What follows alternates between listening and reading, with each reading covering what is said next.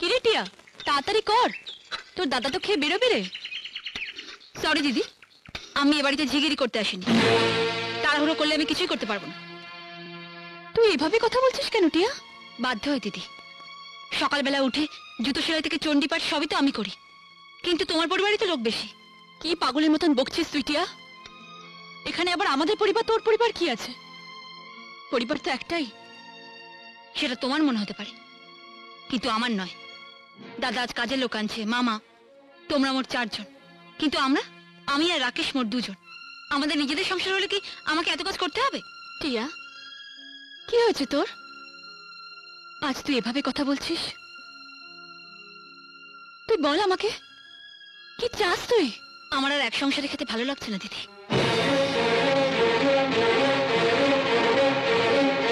আজ আমি একা, কিন্তু ভবিষ্যতে আমার সন্তান হবে, তার জন্য সঞ্চয় চাই।